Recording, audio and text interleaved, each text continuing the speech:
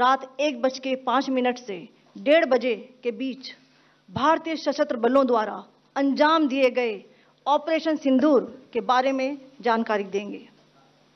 Operation सिंदूर 22 अप्रैल को पहलगाम में हुए विभत्स आतंकवादी हमले के शिकार मासूम नागरिकों व उनके परिवारों को न्याय देने के लिए लॉन्च किया गया था।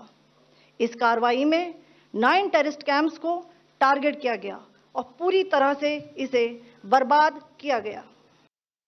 ऑपरेशन सिंधूर झाल्यानंतरपासनं इंडियामध्ये कोणत्याही religion, caste, left wing, right विंगचे पर्सन असतील, सगळ्यांनी सोबत येऊन याला संपूर्ण सपोर्ट केला आणि इंडियन आर्म फोर्सेसला अप्रिशिएट केलं. पण या सपोर्टमध्येच हे बघायला मिळालं की इंडिया ज्यांना आपले रोल मॉडेल समजतात, त्यांच्याकडनं काही रिस्पॉन्स नव्हता.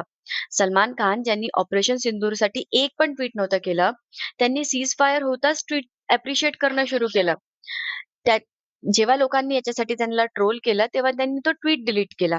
तशाच प्रकारे SRK, ऋतिक रोशन, प्रियंका चोपडा, जी एक स्वतः आर्मी पर्सनची मुलगी आहे, तिने सुद्धा काहीच ट्विट नाही केलं. सीनियर बच्चन जी वेगळ्या नादात होते, सर मी आपल्याला एक खरं सांगते, की तुम्ही रोज-रोज डेट काउंट करा नको. कारण ज्या दिवशी तुम्ही जाणार ना, त्या दिवशी इंडियन मीडिया इतका पागल आहे, की तो फक्त तुम्हालाच दाखवणार. एक नॉर्मल कॅल्क्युलेशन जर आपण केलं, तर आपल्याला कळते, की इंडियामध्ये टोटल मुस्लिम्सची पॉप्युलेशन 20 करोड्स आहे.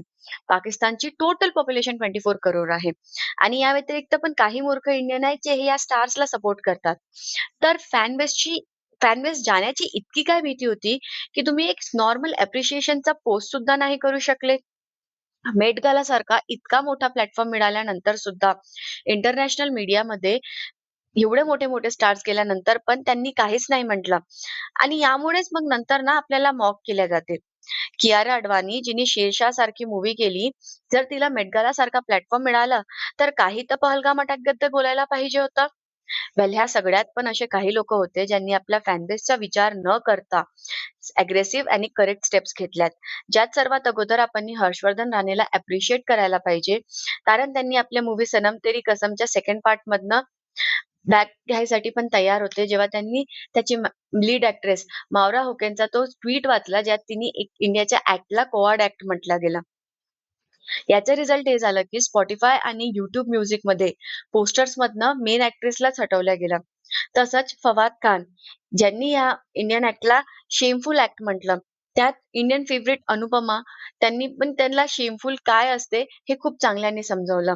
सेम त्यांना पण कपूर सन्सच्या मेन मोशन पिक्चर मधनं रिमूव्ह केला गेला. IPL मध्ये सुद्धा इंडियन आर्म फोर्सेसला अप्रिशिएट करण्यात कोणी कुठलीही कमी नाही ठेवली. म्हणून असे मीडियम किंवा असे पर्सन ज्यांना लोक फॉलो करतात, त्यांनी त्या सिच्युएशन मध्ये तर ऍटलीस्ट स्टँड घ्यायला पाहिजे, जिथे इंडिया ऍज अ कंट्री नेहमी युनायटेड दिसतो.